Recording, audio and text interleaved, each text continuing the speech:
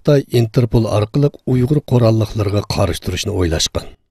Xitoy Jamoat xavfsizlik ministri Go Shinkun Bejingda ichilayotgan xalqaro soqchi tashkiloti Interpolning 86-cı qitimliq yig'inida Xalqaro soqchi tashkiloti Interpol bilan hamkorlashib, chet eldagi Sharqiy Turkiston qurolliq guruhi a'zolarining Sharqiy Turkistonga qaytib kelish xavfiga qarshi mudofaani kuchaytirishni umid qilganligini bildirgan. Xalqaro kechirim tashkiloti bu haqda Xitoyning muavin jixi ministri Interpolning hozirgi prezidenti Min Hongveyni tanqidlagan hamda uning huquqini oshkora suiiste'mol qilib, bu tashkilotning inovatiga daxl yetkazayotganligini tilga olgan. Interpol 1923-yil qurilgan bo'lib, mazkur tashkilotning qurilish nizomi har qaysi alla soqchi organlarining chegara halqib kechib yurgan jinoiy ishlar jinoyatchilarga doir uchurlarni almashtirish va ularni tutishda o'zaro hamkorlik elib berishni maqsad qilgan ekan.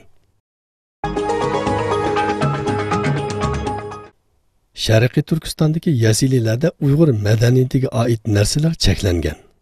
Yaqinda Sharqiy Turkistonning Xotan viloyatida belgilama chiqarib, viloyat tavasidagi barliq yazililarda o'qituvchilarning Uyg'ur tilida so'zlashini, dinga e'tiqod qilishini cheklagan. Xotan viloyatlik ma'arif tarmoqlarining yazililarga chiqargan yazili o'qituvchilarning 8 moddalik intizomi nomli belgilamasida o'qituvchilarning dinga e'tiqod qilishi, Uyg'ur tilida so'zlashi, o'qituvchilarning diniy kiyim-kechaklarni kiyishi, yog'liq ortishi, o'qituvchilarning soqol qo'yishi cheklanib, ularning birdek Xitoy tilida so'zlashi talab qilingan.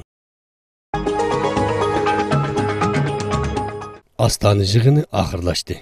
Suriyaning alohida vakili Demistura BDT xavfsizlik kengashiga a'zo davlatlarga Suriyaning navbatdagi vaziyati haqida ma'lumot berdi. U Qozog'iston poytaxti Ostonada boshlangan uchrashishlar natijasida Suriyada 4 to'qnashmaslik rayoni qurilganligini, biroq davlat ichida davomlashayotgan to'qnashishlar sababidan vaziyatning yanada jiddiy ekanligini bildirdi.